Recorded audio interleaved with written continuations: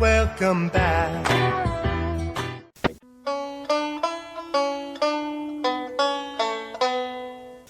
Hey, Stanley. Yeah, George? How'd you like your own TV show? Hey, I got something to mail you out. Oh, you be careful now, you hear? Before you go and say something you're gonna regret for the rest of your days. Like what? Like the wrong kid died? Oh, no! Hey everybody, welcome to this episode of The Wrong Podcast Died. I'm Brian. And I'm Rod. And this episode, we're going back to 1989, and we're going to take a trip down to the Double Deuce. We're going to dance to the Healey Band. We're going to throw glass bottles at the stage. What else are we going to do? Start some fights. Yeah. See some naked chicks. Probably do some drugs. Get our asses kicked, definitely. Yeah, definitely get our asses kicked, because we're covering the American action classic, Roadhouse. Oh my God, Roadhouse! If that DVD even touches Roadhouse, I will kill you. I started watching the new one with Jake Gyllenhaal. I got like 2 minutes in. I was like, oh, fuck this. I'm turning this shit off. That might be one of the few remakes I may refuse to ever watch. I don't know. It might be fine. I've heard people say it's okay, but it's not Patrick Swayze and Roadhouse. And it's funny how the world works. Patrick Swayze actually came up at my work this week. Really? Yeah. She's Like the Wind was on the radio. She's like the wind through my tree. She rides the night. And one of the nurses was like, who sings that song? And I said, Patrick Swayze. No, he doesn't. I said, yes, he does. You're serious. Yes, I'm dead fucking serious. And so is Patrick Swayze. Yeah, very dead serious. So I pulled it up, and there's a clip of him from like a Norwegian pop show. I don't know if you've seen that clip. It's on YouTube, and he's singing the song. And it's a beautiful song. It's for a different movie. It's for Dirty Dancing. It's a good song. I completely forgot that he did that. You were so enamored with Roadhouse, Yeah. which was released on May 19th in 1989. It premiered in New York and LA, earned $61 million worldwide on a $15 million budget, and probably $14 million of that was spent on blowing shit up at the end of the movie. Yeah, that or the rights to some of the songs. There's a lot of classic songs there. This is a rated R movie too, so you gotta expect it something from the 80s, rated R. There's some butt and some nudity, some breast shots, lots of violence, lots of blood, lots of guns and knives and cursing, and just a bunch of brawls in the bar. Here's the crazy thing. I brought this up to you before, but it has a runtime of 1 hour and 54 minutes. I completely forgot. I thought it was one of those 90-minute action flicks, but this one runs pretty long. There's a lot of drama tied into it. Yeah, so stars Patrick Swayze as a bouncer named Dalton, and there's a newly refurbished bar. It's going to be refurbished in Missouri. Did you know that? Yeah, it's set in Missouri. Goslip? It's got Ben Gazzara. Gazzara. Yeah, Gazzara. Kelly Lynch, which is his love interest, and Sam Elliott, who is his friend that's also a bouncer. There's some other bit actors in it. Terry Funk's in it. I think that's who that is, the wrestler, Terry Funk. He's the bouncer that was the Double Deuce, and then he got fired. I forget how big that guy used to be, and then how we seen him like the 2000s. He lost a lot of muscle mass. Yeah, he was, significantly older then. Pretty negative reviews from critics. Too violent, sleazy. They didn't like Patrick Swayze's character. They're like, we don't believe he's who he is. Man, and you know what happened since. It's went on to get a cult status. It's got a franchise, sequels, 2006, a remake in 2024, and a stage adaptation of the movie. Oh, really? I did not know that.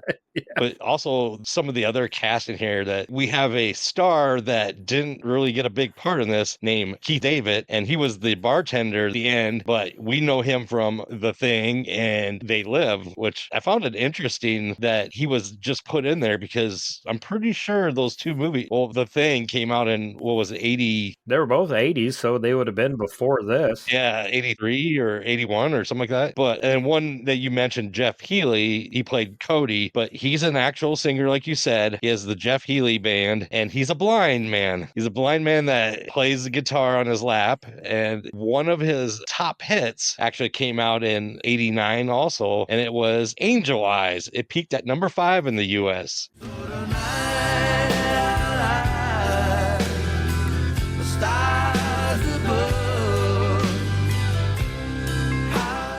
Forget about that song. Jesus. The funny thing is, he's a blind man singing about a woman's angel eyes. But Angel Eyes is Patrick Swayze, right? Or is that Jeff Healey? That's Jeff Healey, yeah. Yeah, that's interesting. Hell, maybe I don't know. He kind of had that in the movie anyway. I don't know what he's like in real life, but he kind of had that sixth sense because he was like, The name is Dalton.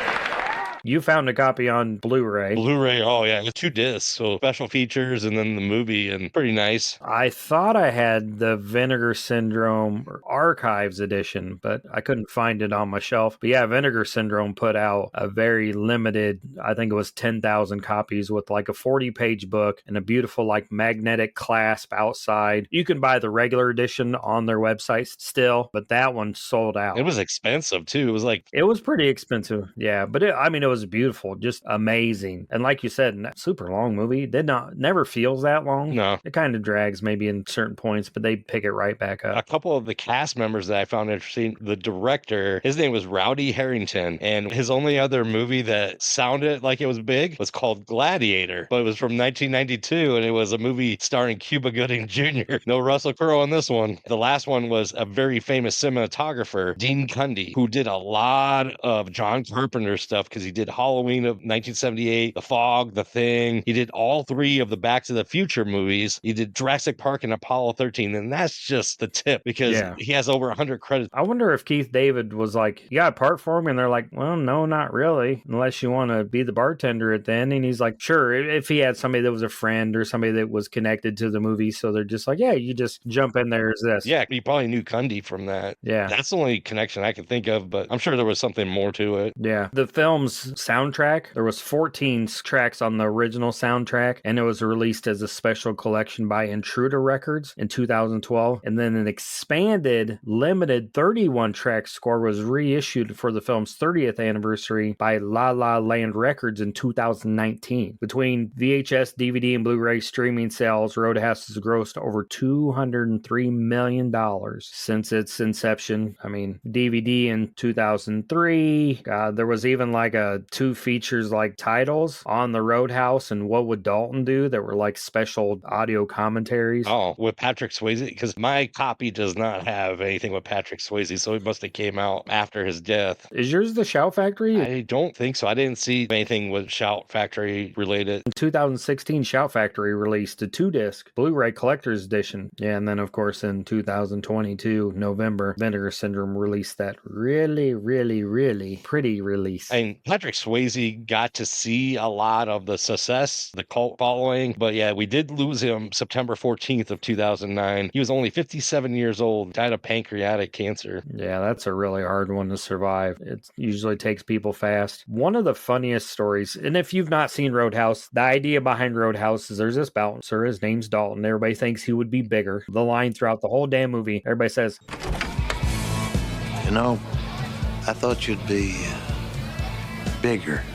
So he's working at a bar. This man comes and says, hey, I got $5,000 a night. I need you to come clean this place up. He goes down, he cleans the place up, but the richest white man in town pretty much extorts money from everybody in the town, beats his girlfriend, treats people awful, is destroying local businesses. Got a bunch of goons. Yeah, he has a bunch of goons, and he goes head to head with Dalton, and lots of murder and mayhem and fights and drinking and all kinds of stuff ensue. Just the longer the movie goes on, the more you hate this guy. By the end of the movie, I hated him. Like, if you needed another reason to hate some rich white guy, just watch this movie. Like, God, I just hated his guts by the end of it. Just nothing redeeming. He even says at one point, there was a picture when... Yeah, his grandfather. Because he's trying to buy Dalton off. And he says he was an asshole. And I'm thinking, what are you? Yeah. Like, what kind of asshole was he if you thought he was an asshole? Man, was he Hitler? Yeah, I don't know. It was all black and white photo, so I don't know what kind of person he was. Some great action scenes in this. Oh, yeah. That was one thing that the director had said, that he wanted to make sure the guys who were going to be fighting knew how to fight, which, I mean, you got Terry Funk in there, so Terry did a lot of his own stunts. There was one where they got a shipment of liquor and the guys are beating the crap out of Patrick, and then Sam Elliott's character comes out, Wade, and he starts fighting with them, but Terry takes a punch. On the commentary that I have, the director says, yeah, nobody else could take a hit like that that and land like that, like a wrestler, which is very true. Wrestlers know how to land. So I think it was before that, but he did so many of those Texas death matches. And, he went to New Japan and did all those death matches with Mick Foley and Cactus Jack and whoever Mick Foley was going to be that week. So he had a lot of training and stuff. And Dalton carries around his medical records because he's going from town to town, And he knows how to stitch himself up sometimes if he Yeah. can reach it. Yeah, and that medical record's like he had so many broken bones and all kinds of crap. One of the funniest stories that goes along with this movie that I know. I work at a doctor's office and I have a patient that used to work at a theater back when this movie came out. And he said he was at work and this old lady walks in, older lady, like grandma older, like 70s, 80s, and says, "Are you guys showing that movie?" He says, "We're showing a lot of movies. That one Roadhouse where you can see Patrick Swayze's butt." And he said, "Yes." And he said she turns around because her friends are waiting at the door and opens the door and said, "This is the movie." And these like 4 or 5 older ladies come in and they all buy tickets and they all go watch Roadhouse together just to see Patrick Swayze's ass. He did Dirty Dancing before this, so now he was very popular. And some of the trivia I found on IMDb was that there was this group of blonde-haired women that were like tracking him down and following him at his trailer and everything. And it was just crazy, like how big he was at this time. If we would have the social media like we did, we would have blown up. We would have been seeing clips of Patrick Swayze all the freaking time. His ass. Not just the ones that we see now. Yeah, of his ass. Yeah. Yeah, it'd be Patrick Swayze's ass all day, every day. It'd be cut into everything. She's like the wind would be laid over everybody's prom pictures. Yeah. Right? Yeah. And this movie has some great quotes. Oh, God. My favorite is the first one at the beginning where he's addressing the bar staff. He goes, "There's 3 rules. All you have to do is follow 3 simple rules. 1, never underestimate your opponent. Expect the unexpected. 2, take it outside. Never start anything inside the bar unless it's absolutely necessary. And 3, be nice." What if somebody calls you a cocksucker? Be nice. I wonder if somebody calls my mama a whore. Is she? Well, is she? Yeah, Yeah. He says, "Well, is she?" What was one of the other ones? "Calling me sir is like putting an elevator in an outhouse. It doesn't belong." Here was the one that friends of mine, when we were living together in college, did. And it was from Garrett. He's fighting the goons when the liquor was being delivered. And the goon goes, "You want to fight, dickless?" I sure ain't gonna show you my dick.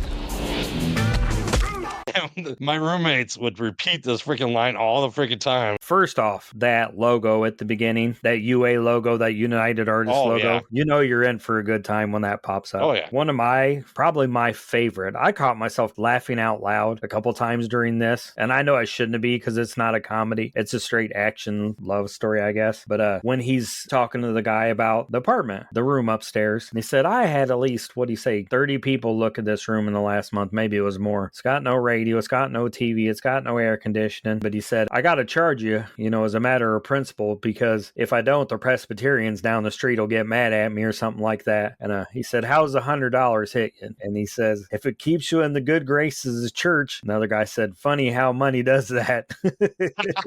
He's like, you can afford it. And he's making $5,000 a night. He can afford $100 a month. One thing I really loved about this was Patrick Swayze and Sam Elliott's rapport. Mm-hmm. It's like they were two best friends that really, knew each other before. I don't know if those two ever worked on anything together before this or not, but I loved it when Elliott's character would call him Mijo. I love you, mijo. Like son. Yeah. Wow, this is like a father or son. I mean, he trained Patrick Swayze's character, so. And you hate the bad guy. You hate the bad guy's top. Enforcer. Yeah, it's enforcer. He just kind of has this sleazy feel to him. I don't know. I thought that the girl that Patrick Swayze falls in love with was related to the big bad for some reason. Oh, no. They were married. Well, they weren't. He was interested. We're going to get married. We're going to get married. And then she left town because she figured out he's a piece of shit. But for some reason, I went into this thinking they were related. That's why he wanted to kill Dalton. And then I remember, He's related to the auto shop Red. owner, Red. Yeah, to Red. Yeah. They blow up his shop and they blow up the old guy's house. And then they take a monster truck through the car dealership. Yeah. This is like 80s wrestling bullshit, isn't it? Yeah. This is like WWE. Just doing whatever they want and not taking any consequences. What else you got? You got anything else? Or you want to do some this or that? Let's do some this or that.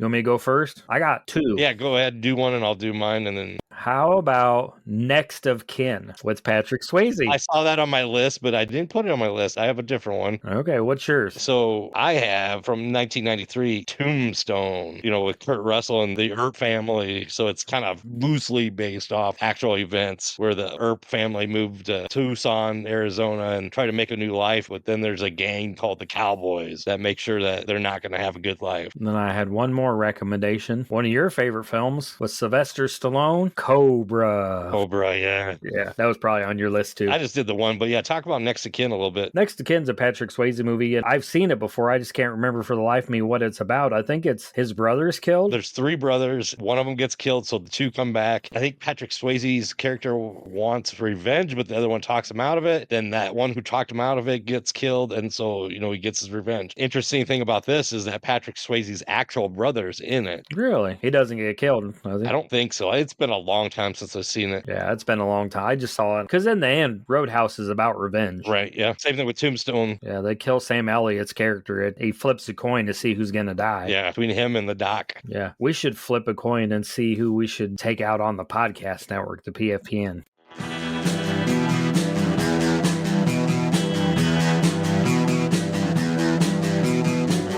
You're listening to the Prescribed Films Podcast Network, home to hundreds of hours of free podcast entertainment. The shows on this network all have a common goal, providing you with the best discussions about movies and other forms of entertainment media. The PFPN hopes to fill your earholes with audio joy. Visit our website with links to all the other amazing shows at www.thepfpn.com. Thanks for listening.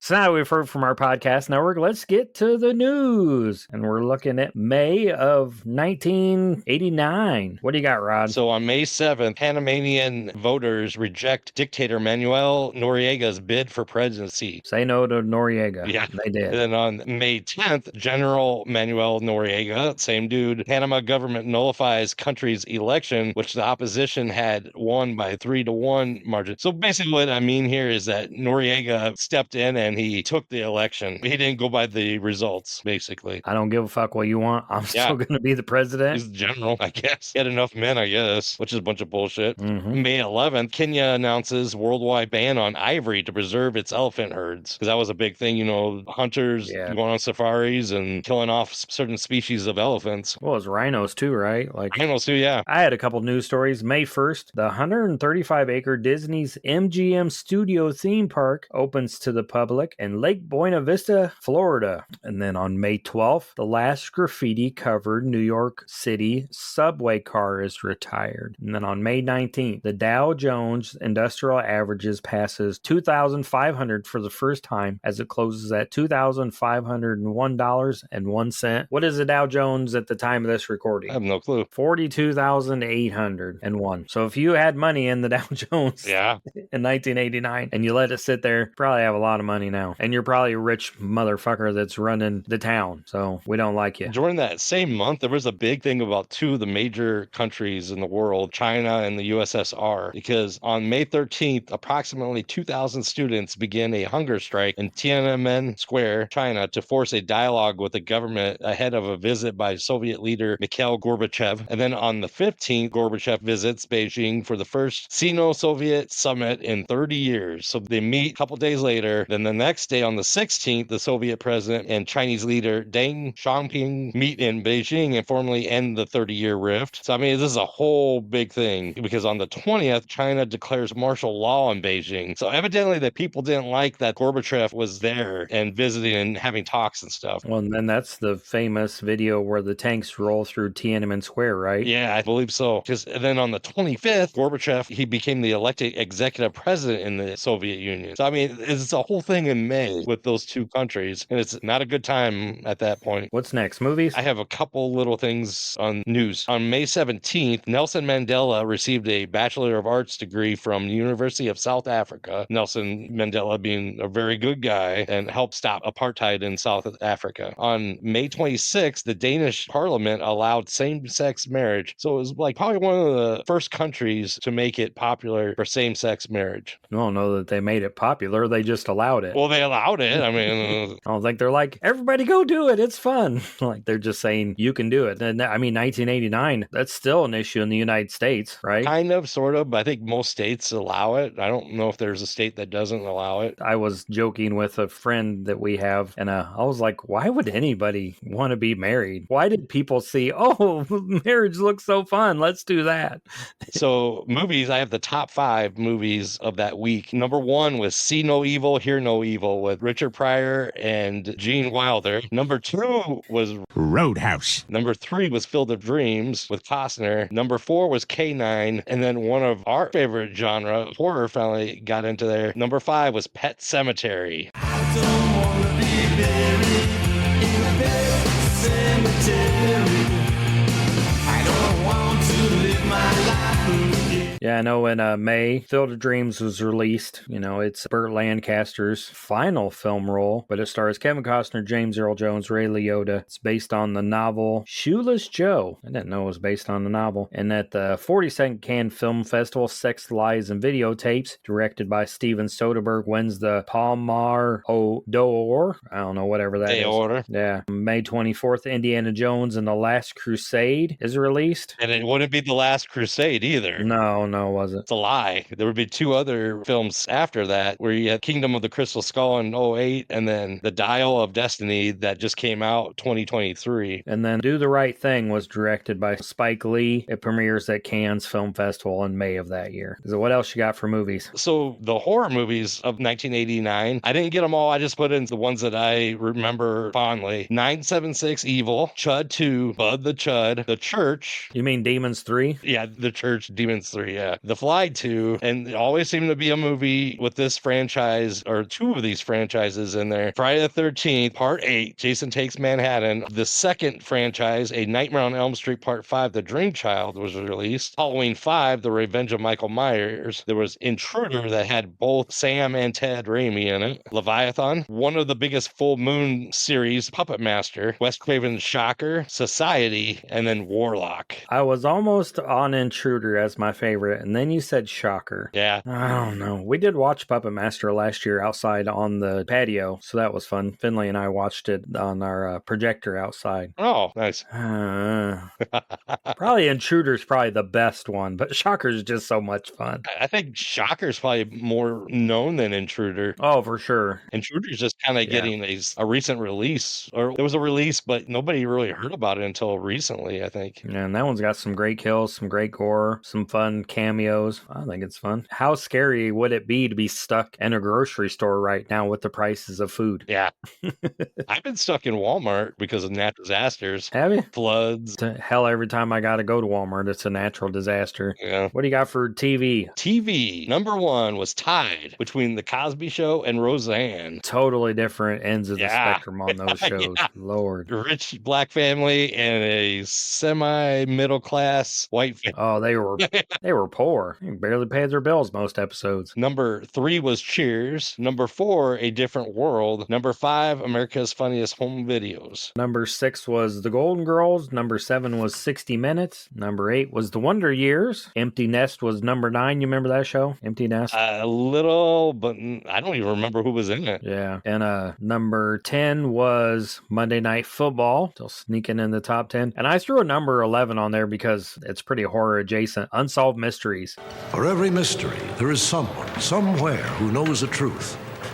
Perhaps that someone is watching. Perhaps it's you.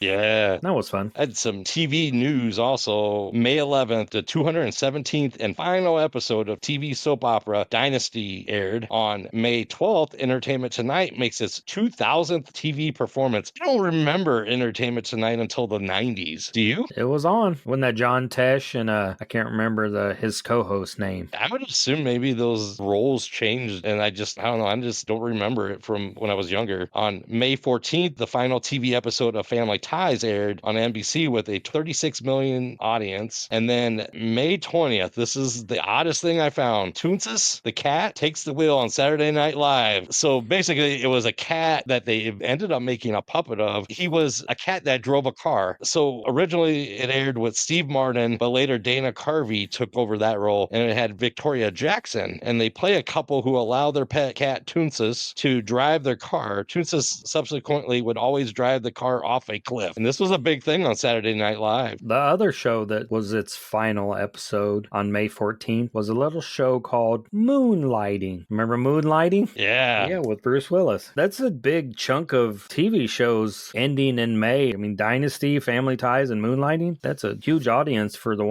36 million people. The end of the 80s, and then you go into the 90s where America's Funniest Home Videos continues. TV changed a little bit, but not a whole lot. What did you got for music? What was the number one song? Number one in the U.S., Forever Your Girl by Paula Abdul. Hey, baby, you got to remember,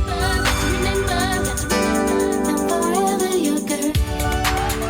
Hey, baby. What about in Britain? In the UK, I had Ferry Cross the Mersey. It was by like Paul McCartney. So on May 8th, Paul McCartney releases remake of Ferry Cross the Mersey, so it was a song before that. And it was in the aid of those affected by the Hillsborough disaster, which claimed the lives of 96 Liverpool football fans. On April 15th of 1989, Hillsborough Stadium in Sheffield, England, during a FA Cup semifinal match between Liverpool and Nottingham Forest, a stampede resulted in the deaths of 97 people. Yeah, so they released this song to help the families and to provide some aid to the loved ones of the 96 people that were killed in this horrific accident. I mean, you hear a lot about how crazy they are in England about their football. Soccer, yep. It's soccer, yeah, but it's football. And it was just a tragic event, so a lot of the people in England, singers, songwriters came together to release this song to help, the families of the people that were affected. So that's music and sport. That kind of blurred the lines between the two for this show, because that's what I had on sports, that they had released that. Some of the other music, one of your favorites, May 2nd, Killin' Time, the debut album of Clint Black, is released, and it was the 1990 Billboard Album of the Year. And then on May 24th, Weird Al records 3 tracks for his UHF movie soundtrack. So UHF was coming at some point. Yeah, early 90s, I think. And of course, before Forever Your Girl, there was Like a Prayer by Madonna.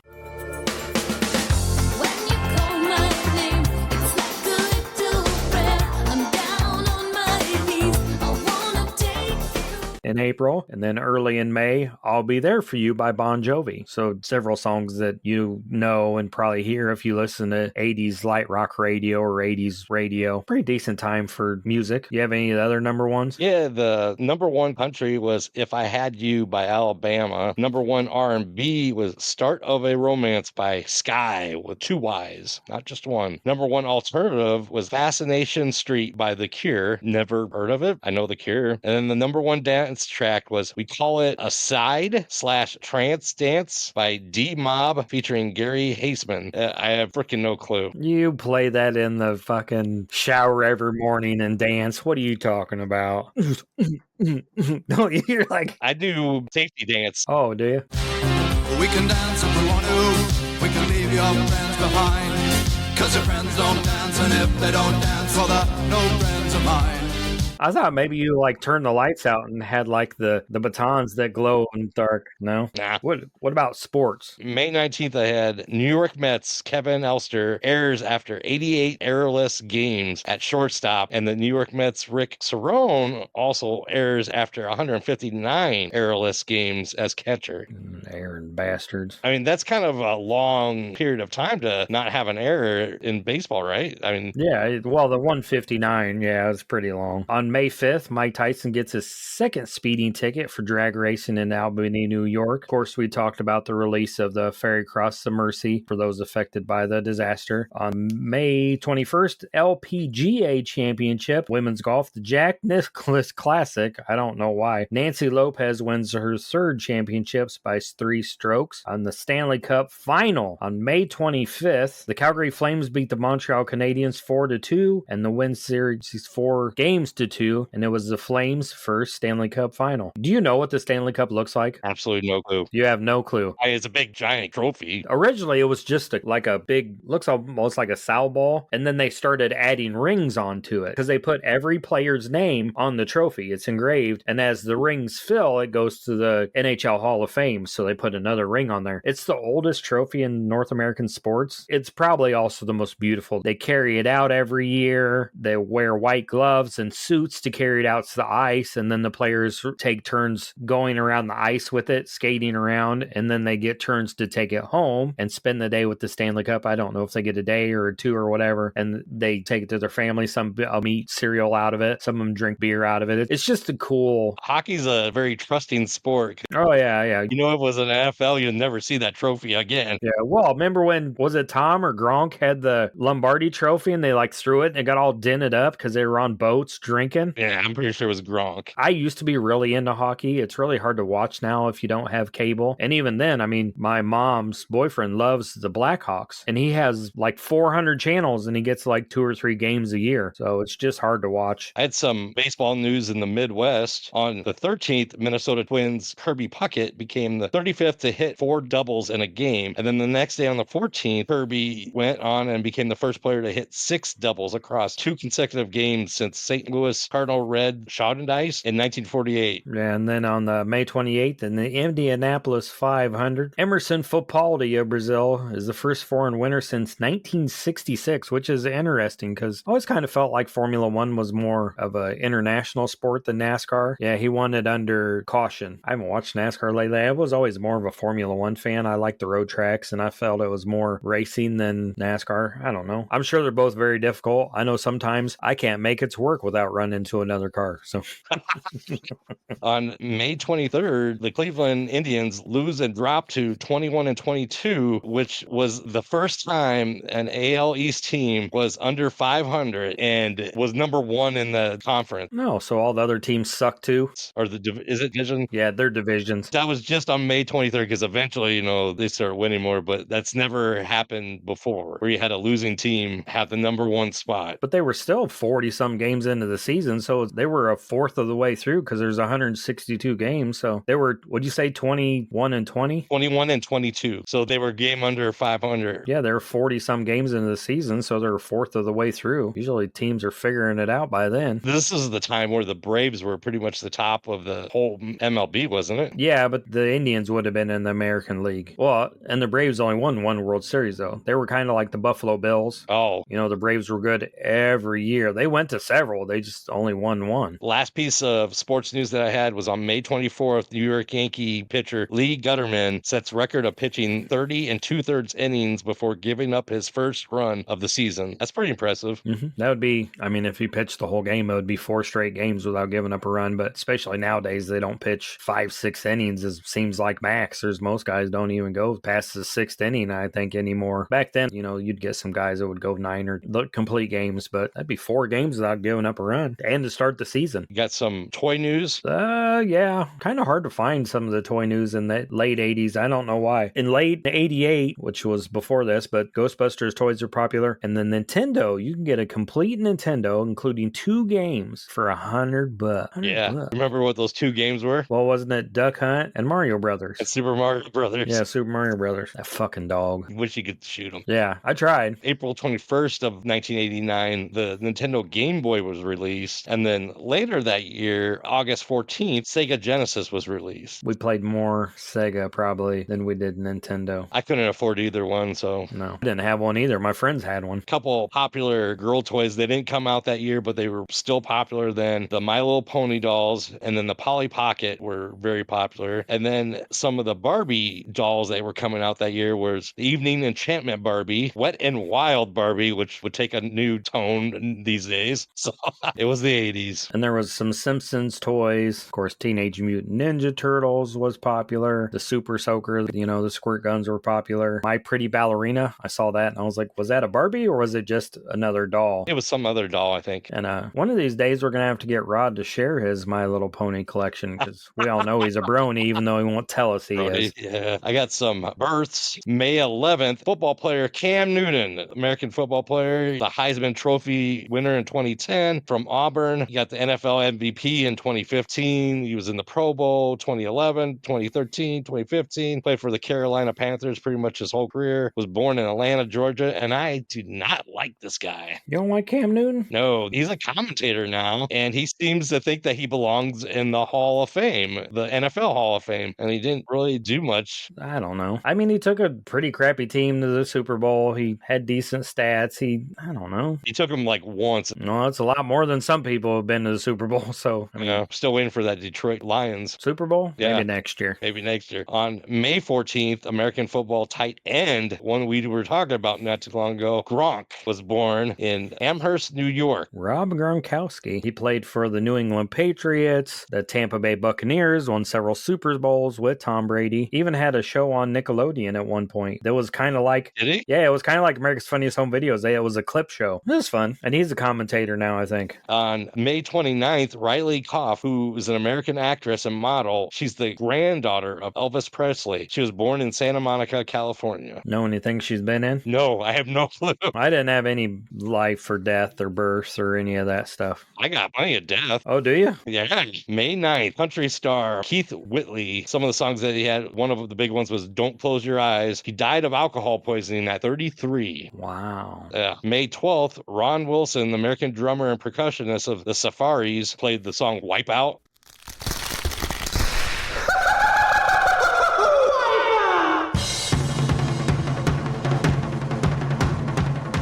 Dies of a brain aneurysm at 44. Wow, Jesus. That's the same Wipeout song that Fat Boys made popular?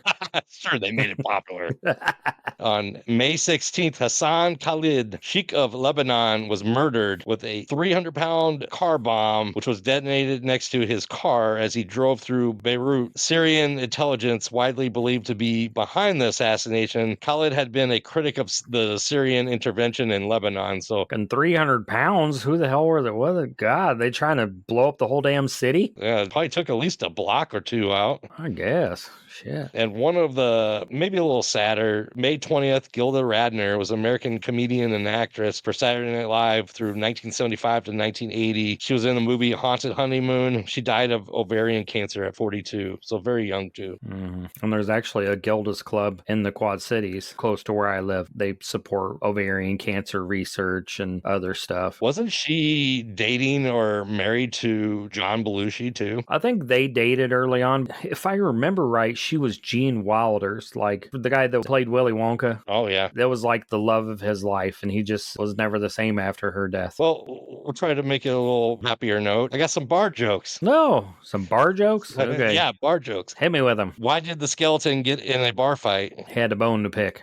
Because he couldn't hold his liquor. Oh, okay. Yeah. Last one. What does violent diarrhea and a bar fight have in common? No idea. Blood on your stool. Oh, okay, I get it. That was kind of nasty. Yeah. Where are you finding these? Oh, just look on the internet. Or don't. Don't look on the internet. If you do look on the internet, though, like and subscribe to I Like It Spooky Horror Podcast, wherever you get your podcast. Follow the podcast on all of our socials. Come and check out the main show, the I Like It Spooky Horror Podcast. The Wrong Podcast Died. Our YouTube channel where you can see Salute the Shorts, Let's Get Physical, clips from the show. What else is on there? You mentioned Indie Spotlight? No, I'm getting there. I was trying to figure out what all was on the YouTube channel. Oh, I don't know. You don't even know. He's on the show and he doesn't even know. Indie Spotlight. I think that's it. I think that's all we got, right? Yep. Yeah. Appendages. Of course, I don't know, but... Well, he doesn't know. I don't know why I'm asking him. He don't know. It's like asking the guy that delivers the alcohol to the Double Deuce. They don't know. Because for a while there, they couldn't even get any. Yeah, and you let all the bottles get smashed. Yeah. And we'll see you at the movies. See you at the movies. Hey, Clint, I love you. But until next time. I'm going to get a drink. That marks the end of our broadcast day here at The Wrong Podcast Died. Our transmission is powered by a frequency of 800 watts. We will resume our usual programming in 2 weeks. Until then, we bid you good night.